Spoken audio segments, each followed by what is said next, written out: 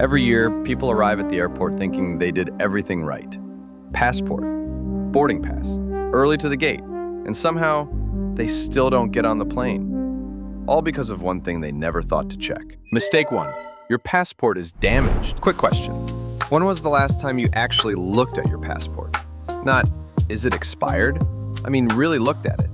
Because most passports live a rough life.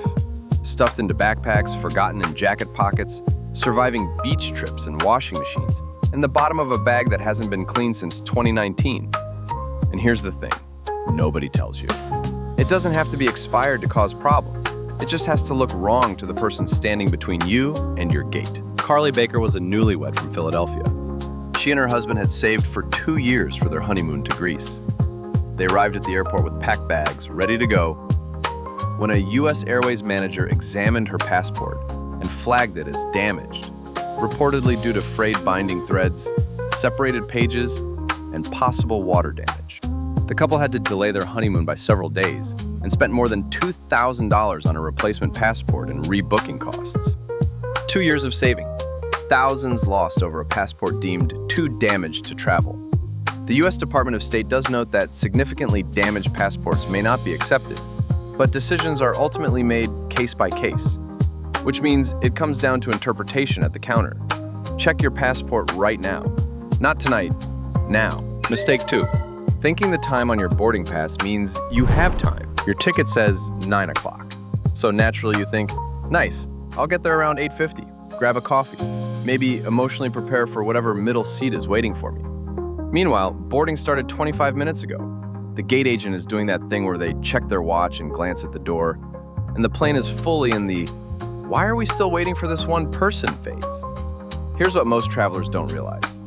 The time printed on your boarding pass is your departure time, not your boarding time, not the time you should start walking to the gate. For domestic flights, gate doors often close 15 to 20 minutes before departure. For international flights, it can be even earlier, which means that 9 o'clock flight could stop boarding at 8:35. And gate agents don't do grace periods. They do closed doors. Treat the boarding pass time as the moment the plane leaves without you, and aim to be at the gate at least 30 minutes earlier. Mistake 3. Your name on the ticket doesn't match your ID. This one feels too small to matter, until it matters. You book the flight tired, half distracted, maybe in the middle of something else. You type your name, you hit confirm, you move on with your life. Except your ticket says Rob, and your ID says Robert. Or you typed your last name in the first name field because the form confused you and you didn't notice. Or you used a nickname instead of the exact name on your passport. Everything seems fine, until check-in.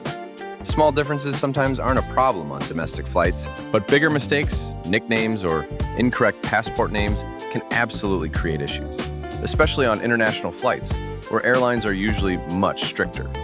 Most people catch the mistake early and fix it.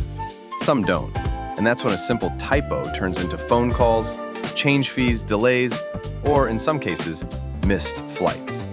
After booking any flight, open the confirmation email and compare your name to your ID or passport. Every single letter. It feels excessive until the one time it saves you from a very expensive airport mistake. Mistake 4. Your valid passport might not be enough. This is one of the most common surprises in international travel. Your passport expires in 5 months. Your trip is only 2 weeks long, so you assume you're fine. But many countries require your passport to be valid for several months beyond your travel dates, often 3 to 6 months after your arrival or departure, depending on the destination. This is not a single universal rule, since requirements vary by country. So even though your passport isn't expired, it still may not meet entry requirements. Airlines check this before boarding because if a passenger is denied entry at their destination, the airline can be responsible for returning them. That's why people sometimes get stopped at check-in with a passport they believed was perfectly valid. The frustrating part is that many travelers only learn about this rule when they are already at the airport. If your passport expires within the next year and you have international travel planned, check your destination's entry requirements early and renew in advance if needed. Because passport issues are much easier to handle at home than at the airport counter. Mistake 5. Showing up to your gate visibly sick. This is one of those situations most travelers never think about until it happens. By the time you reach the gate, everything feels done. You've checked your bag, cleared security, and you're holding your boarding pass. But airlines still have one final responsibility: making sure passengers are fit to fly. Airlines can refuse boarding if a passenger appears medically unwell or unable to safely complete the flight. This is part of standard airline safety policy and is applied when necessary. This doesn't mean a minor cold will stop you from flying, but stronger symptoms like vomiting, high fever, or visible distress can lead to a decision not to board a passenger. If you are seriously unwell before a flight, contacting the airline in advance is important. In some cases, airlines may offer rebooking options or travel waivers, but this depends on the ticket type and the airline's policy. It is not guaranteed. Because once you are at the gate, decisions can happen quickly and options become more limited.